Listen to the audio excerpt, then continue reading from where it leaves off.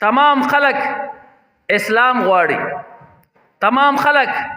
دین محمدی غواړي، او اسلام او دین محمدی عمر بن الخطاب رضی الله تعالی عنہ غوښتل دي.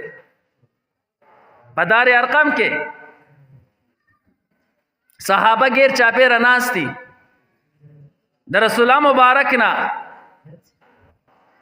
عرض کې رسول الله مبارکا منګ باندې ډیر مشکل دی، منګ باندې ډیر تکلیف دی، منګ باندې ډیر مصیبت دی، دا بس چل کیږي.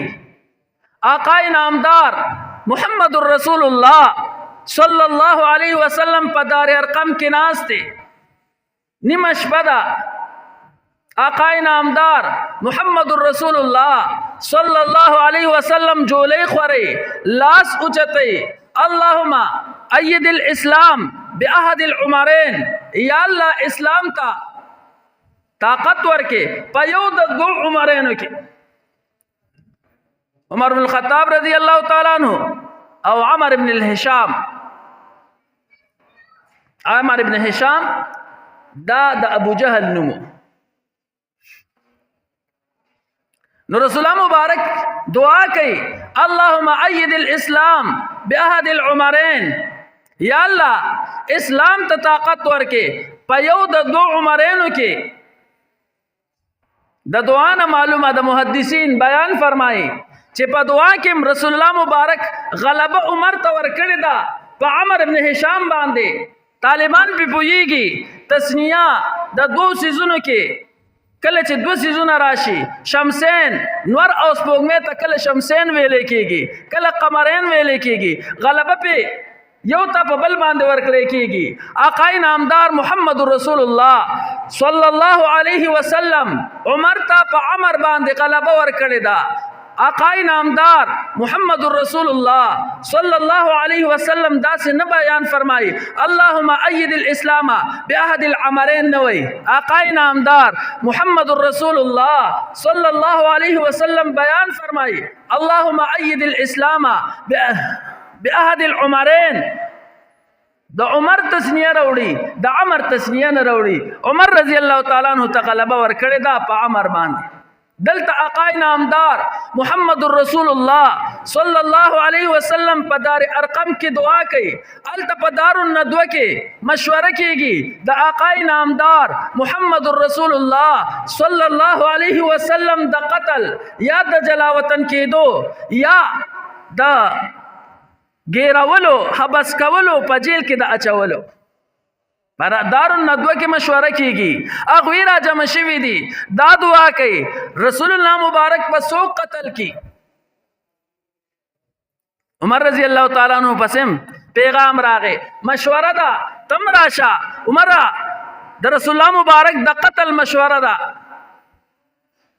عمر رضی الله تعالی عنہ راغه اعلان وشو چې چا آقا نامدار محمد رسول الله صلی الله علیه وسلم قتل کو هغه د پارسل او خان دی، دا به انعام ورکړی کیږي. عمر رضی الله تعالی عنہ ډیر زیات غریب وو په زمانه جاهلیت کې. وای دا به ارمانو چې کاش ما سره رسول او خان وي او د اوخو تعداد پکې زیات وي، ما د اوخو پیس کل دغه او خان می سرولې دا به سمره خون بیکو.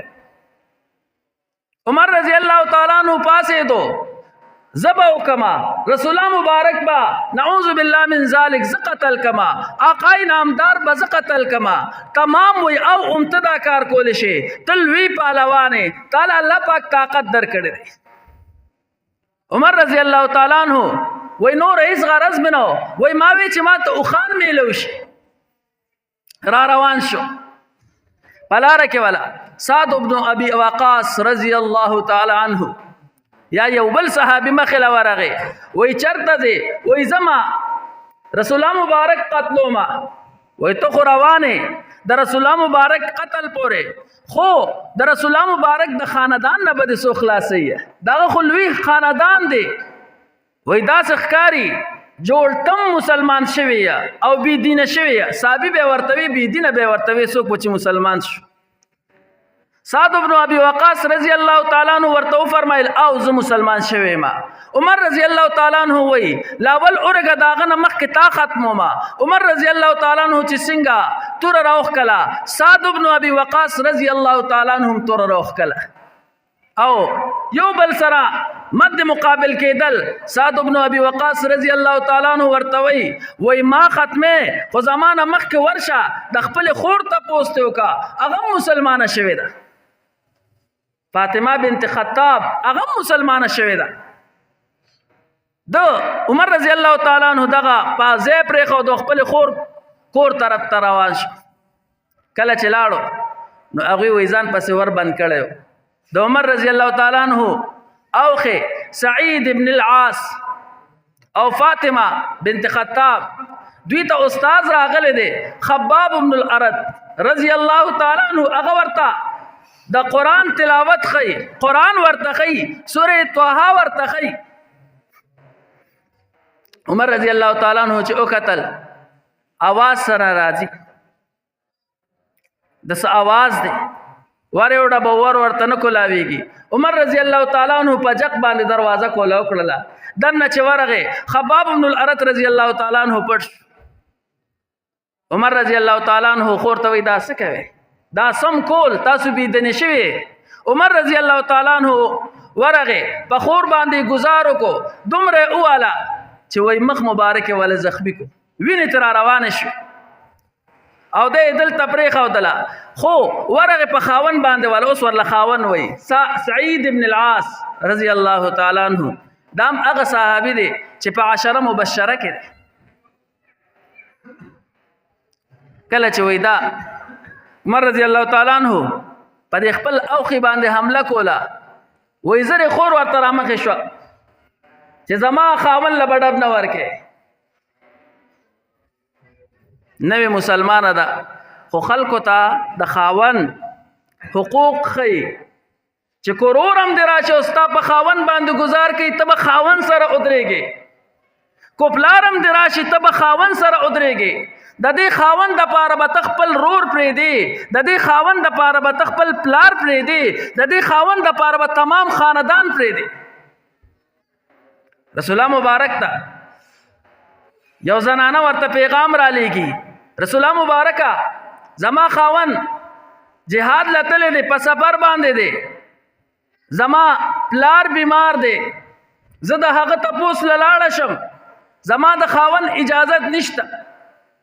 آقای نامدار محمد رسول الله صلی الله علیه وسلم ورته بیان فرمای اطیعی زوجک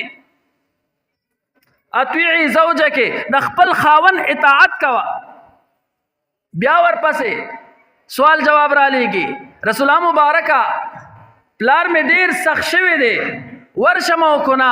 خاون راته اجازت نه دی کړي سو کما آقای نامدار محمد رسول الله صلی الله علیه وسلم ورته بیان فرمای اطیعی زوجک د خپل خاون اطاعت کوا سو ورځې پسې پلار وفات شو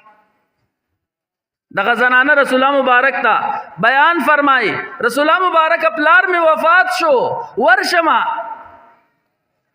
رسول الله مبارک ورته هم دغه وی اطیعی زوجک د خپل خاون اطاعت کا ونه مورزه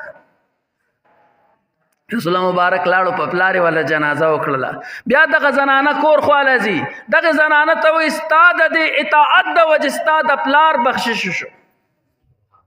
چې تا د خپل خاون اطاعت کو تا د خپل خاون خبره اومنله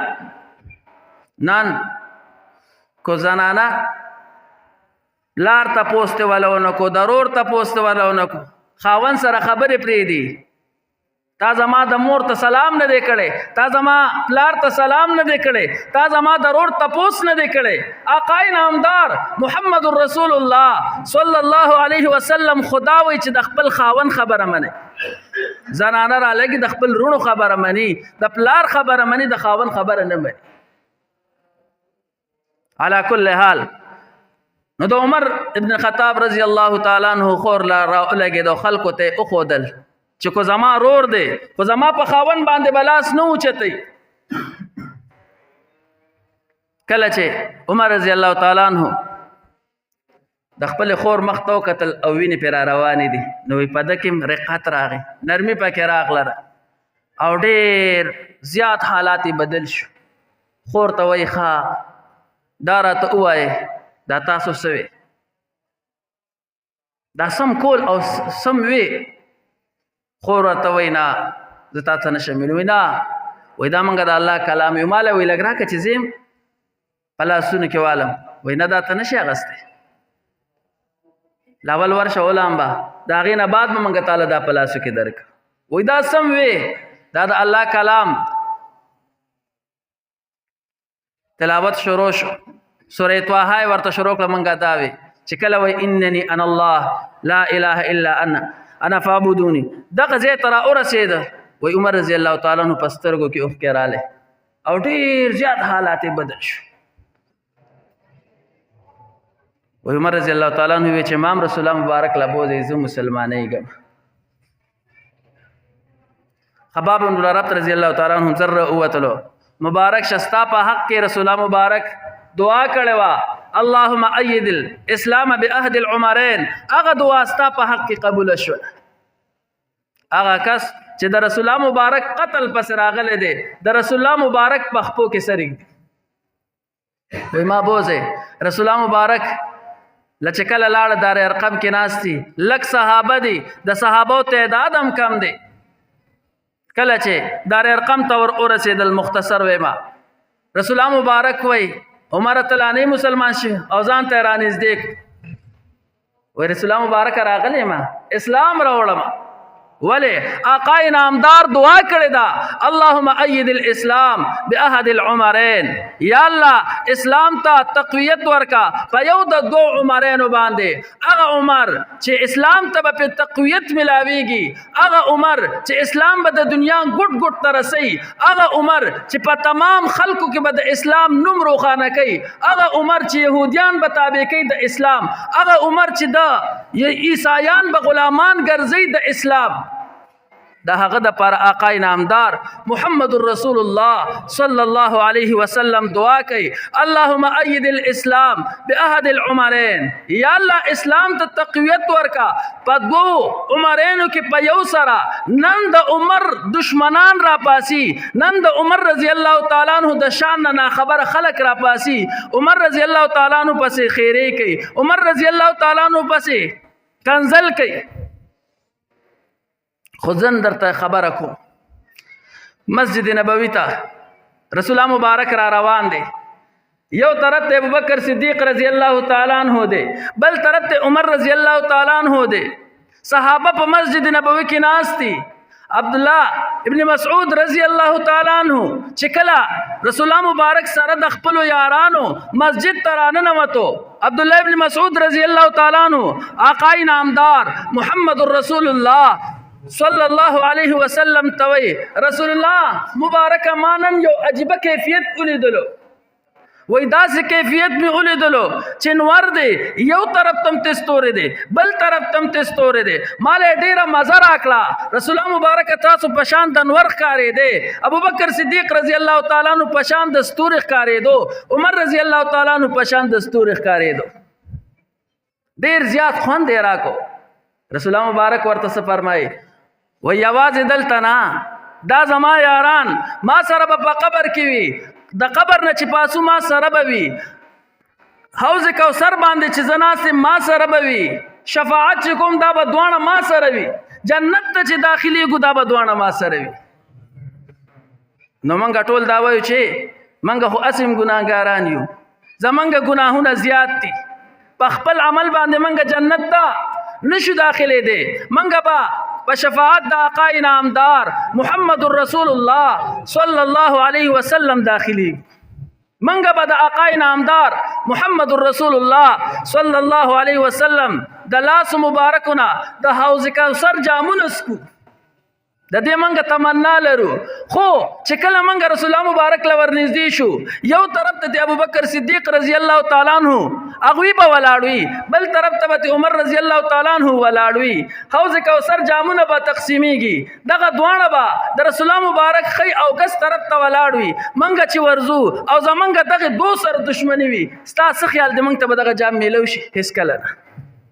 بیا رسول الله مبارک شفاعت کوي جنت ته بم داخلي یو طرف ته ابوبکر صدیق رضی الله تعالی عنہ بل طرف ته عمر رضی الله تعالی عنہ اغوی به ولاړی منګه به رسول الله مبارک ته وایو چې زمونږ سفارش وکا یو طرف ته عمر بل طرف ته ابوبکر صدیق رضی الله تعالی عنہ آیا دغه دو سره زمونږ دشمنی زمونږ سفارش پوه شي هیڅ کله حضراتو موضوع نه په بل طرف لاړه عرض مې دا کولو چې کله انسان باندې تکلیف راشي مصیبت راشي دې بس کوي الله رب ذوالجلال بیان فرمایي یا ایها الذین آمنوا استعینوا بالصبر والصلاة مصیبت راغې تکلیف راغې صبر کوي او مانځه تراشه دا علاج آقا انعامدار محمد رسول الله صلی الله علیه وسلم ته الله رب ذوالجلال بیان فرمای چې زما محبوبان او عاشقان او صحابه ته دا علاج د دغه تکلیف د دغه مصیبت اوخایا الله رب ذوالجلال دا ما سوي اول ماته بیا جمله مسلمانانو ته په دې باندې عمل کول توفیق راکړي.